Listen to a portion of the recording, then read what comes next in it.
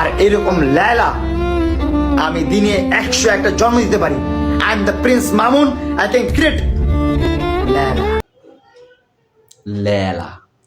আর এরকম লায়লা আমি দিনে, সরি লায়লা না লেলা, এরকম লেলা আমি দিনে 1000টা জন্ম দিতে পারি। I am the prince. ইংলিশটাও কিন্তু সুন্দর। আচ্ছা ভাই, আমার কথা হইল গিয়া, তোর ওইটা কি মেশিন নাকি আলাদিনের স্যার এক যে ঘষা দিলেই জিন বেরাইব? হ্যাঁ, কয়দিন তো চুপচাপ আসিলি, ভালাই আসিলি, একবারে দুধ দিয়ে গোসল কইরা ঘরে উঠছো, এখন আবার এটি কি শুরু করছো?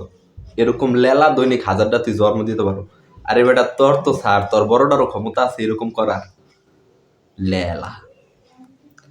আর হোল এই লেলা বুড়া যে মহিলারা, ঠিক আছে, এদের লায়লা যারে মিন করে আর কি ভিডিওটা বানাইছো, সে কিন্তু তোর জন্য কম কিছু করে নাই, অনেক কিছুই করছে। ঠিক আছে, এই গাড়ি, এই প্রাইভেট কার, তোর মতো ছেলের যেগুলার যোগ্যতাই থাকে না, এগুলাও তুই ভোগ করছো তোর সাথে থাইকা।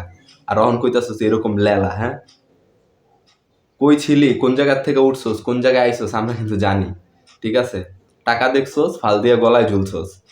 অহন যে দেখছোস যে না হইতাছে না, আমার মন মতো তো সবকিছু দিতাছে না, আজ তোকে কালটি লিয়ে লইছোস, বুঝছ না? লেলা। ভাই কথাটা কইলো কেমনে? ভাই তোর যে কোন জায়গার থেকে শুরু আর কোন জায়গার থেকে কোন জায়গায় আইসোস, এটি আমাদের কিন্তু অজানা না। ঠিক আছে, প্রথম ইউজ করছোস লাইকি, লাইকিতে লিডার বোর্ডে 1 নাম্বার, 2 নাম্বারে, 3 নাম্বারে, বেশিরভাগ 1 নাম্বারেই ছিলি। ঠিক আছে, মার্জিয়া মিমি ছিল, অমরারা 10-এর বৃত্তে ছিল, অপুও কিন্তু ছিল। তো সবাই মনে করো যে ছিলি, ওই জায়গার থেকে আস্তে আস্তে উঠছোস। কি করছোস তোরা?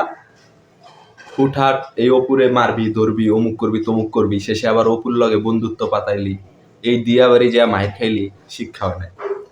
ওই দিক থেকে কি করলি, আস্তে আস্তে তারা ভাইরাল হইলি, অপুর নামে কেস হইলো, অপুরে ধরে লয়ে গেল গা। তোর নামেও কেস হয়েছিল এটাও জানি, পরে তুই যা কেস উড়াই লইছস, যেমনে যা হয়েছিল সবই ঠিক আছে।